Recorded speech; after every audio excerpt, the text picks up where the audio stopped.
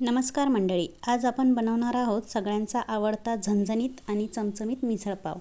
चला तर मग अगदी सोप्या पद्धतीने मिसळ कशी बनवायची ते पाहूया।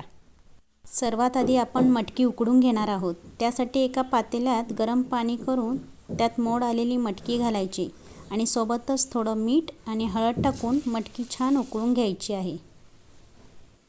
मटकीला जास्त शिजवायचं नाही, अगदी 4 ते 5 मिनिटात ही शिजून तयार होते। मटकी व्यवस्थित शिजली की ती पाण्यातून गाळून वेगळी करून घ्यायची। आणि हो, हे मटकीचं उकळलेलं पाणी अजिबात फेकू नका, कारण यापासूनच आपल्याला मटकीचा खरा कट म्हणजे तर्री तयार करायची आहे। आता दुसऱ्या पातेल्यात तेल चांगलं गरम करायचं। त्यात बारीक चिरलेला कांदा आणि टोमॅटो घालून मऊ होईपर्यंत परतून घ्यायचे।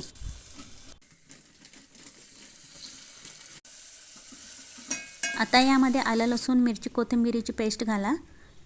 त्यानंतर लाल तिखट, मिसळ मसाला, गरम मसाला आणि चवीनुसार मीठ टाकून घ्या। आता कांदा आणि खोबरे याचं वाटण घालून छान परतून घ्यायचं आहे। अगदी तेल सुटेपर्यंत हे परतायचं आहे। त्यात आपण बाजूला ठेवलेलं मटकीचं गरम पाणी घालायचं आहे। त्यामुळे आपल्या रस्स्याला अप्रतिम चव आणि लाल भडक तर्री येईल। आता वळूया आपल्या मिसळ पावच्या दुसऱ्या स्टेपकडे। एका पॅनमध्ये तेल गरम करून घ्या। यात मोहरी, हिंग आणि कढीपत्ता यांची फोडणी द्या। यामध्ये बारीक चिरलेला कांदा आणि मिरची टाकून परतून घ्या। आता यामध्ये हळद आणि चवीनुसार मीठ घाला। त्यामध्ये उकडलेला बटाटा घालून बटाट्याची चमचमीत भाजी तयार करून घ्या।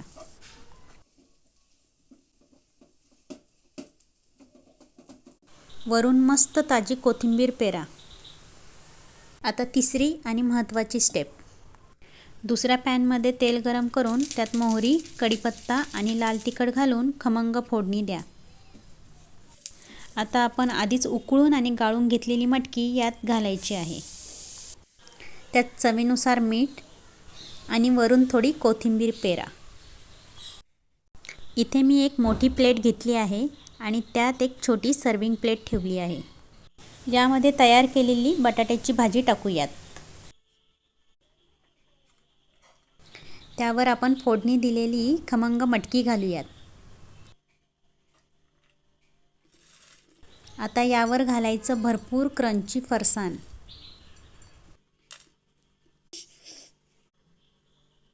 आता वरून ओतायचा मस्त चमचमीत आणि झणझणीत मटकीचा कट। यावर थोडासा बारीक चिरलेला कांदा आणि ताजी कोथिंबीर भुरभुरून घेऊयात। आता या प्लेटमध्ये बाजूला मऊशार पाव ठेवूयात आणि सोबतच कटाचा रस्सा कमी पडू नये म्हणून आणि थंडगार दही सुद्धा। ही रेसिपी कशी वाटली तुम्हाला मला कमेंटमध्ये नक्की सांगा आणि माझ्या चॅनलला फॉलो करायला विसरू नका। धन्यवाद।